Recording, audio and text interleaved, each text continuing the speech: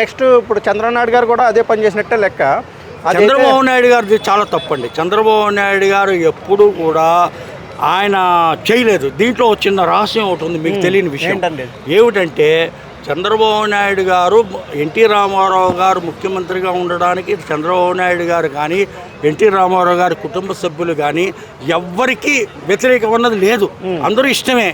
దీంట్లో లక్ష్మీ పార్వతి గారు ఎప్పుడైతే ఎంటర్ అయ్యారో వాళ్ళల్లో కొన్ని కలతలు పెట్టి ఏమిటండి కుటుంబ సభ్యులను కూడా ఆవిడ రానిచ్చేవారు కాదు.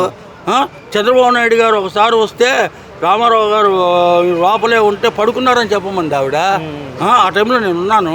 అప్పటి నుంచి చంద్రబాబు నాయుడు గారికి ఏంటంటే మనకి ఈమె మూలాన చాలా ఫ్యూచర్లో కొద్దిగా డేంజరు, ఈమె అన్ని విషయాల్లో కలగజేసుకుంటోంది. ఆయన ఒంటరితనం తట్టుకోలేక ఆవిడ చేసుకున్నారంట. ఇప్పుడు ఎన్టీ రామారావు గారు ఇప్పుడు తప్పని కాదు, ఇప్పుడు ఎన్టీ రామారావు గారు లక్ష్మీ పార్వతిని పెళ్లి చేసుకుంది కేవలం ఒక గృహిణిగా.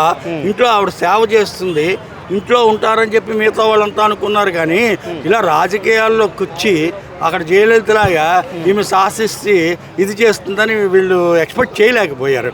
ఈమె అన్నింటిలో ఎంటర్ అవ్వడం, ఈ లక్ష్మీ పార్వతి గారు ప్రతి విషయంలోనే ఎంటర్ అవ్వడంతో ఎన్టీ రామారావు గారు సపోర్ట్ కూడా కొద్దిగా అటు చెప్పలేక ఇటు చెప్పలేక పాపం చాలా అవస్థపడ్డారు. ఆయన చాలా అవస్థపడ్డారు. అవస్థపడే టైంలో చంద్రబాబు నాయుడు గారు ఎలాగైనా సరే మనం ఈమె నుంచి కాపాడాలి. ఈమె నుంచి కాపాడాలంటే ఈమెమో గిప్పులోకి వెళ్ళిపోయారు.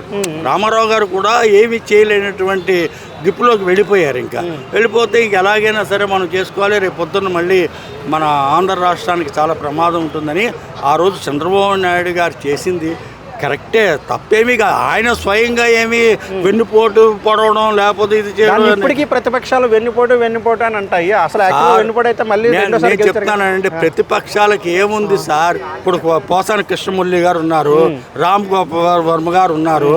వీళ్ళందరూ ఏంటంటే ఏదో ఒకటి వాళ్ళ నోటికి అదుపు లేదన్నమాట. ఏదో ఒకటి మాట్లాడేయడం, ఏదో ఒకటి చేసేయడం. అదేదో పోసాని కృష్ణమురళి గారు ఉన్నారు, ఇప్పుడు కాళ్ళు పట్టుకుని బాబోయ్ నేను ఇంక రాజకీయాల్లోకి రాను, నేను ఇంక దేంట్లో కలగజేసుకోను. ఆ బుద్ధి ఏదో అప్పుడు ఉండాలి కదా.